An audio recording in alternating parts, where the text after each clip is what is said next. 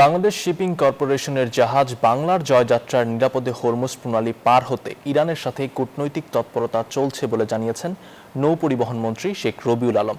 দুপুরে চট্টগ্রামের national maritime ইনস্টিটিউটের ২৮তম ব্যাচের প্রশিক্ষণার্থী রেটিংসদের প্রশিক্ষণ সমাপনী কুচকাওয়াজে একথা জানান তিনি। মন্ত্রী আশ্বস্ত করে বলেন, জাহাজের নাবিকরা ভালো আছেন, দ্রুততম সময়ের মধ্যে তাদের দেশে ফিরিয়ে আনা হবে।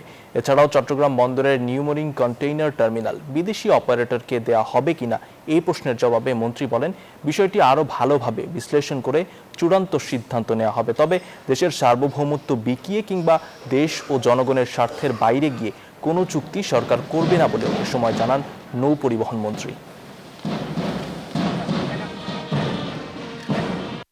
আমাদের বন্দরে যে সমস্ত আটকা পড়েছিল যে জাহাজটি, তার নাবিক এবং তাদের ৩৫ জন আছেন ওখানে, সম্ভবত ৩৫ জন আমাদের ক্রু মিলিয়ে সবাই আছেন।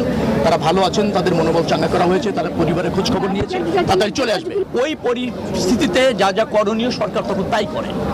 এটা এমন না যে আপনি একটা রোড ম্যাপ দিয়ে দিলেন সেভাবে চলবে। একটা অবস্ট্যাকেল ক্রিয়েট হচ্ছে এবং সেটাকে কিভাবে মিনিমাইজ করে অথবা ম্যানেজ করা যায় সে ব্যাপারে আমাদের দপ্তর সারাক্ষণ কাজ করছে।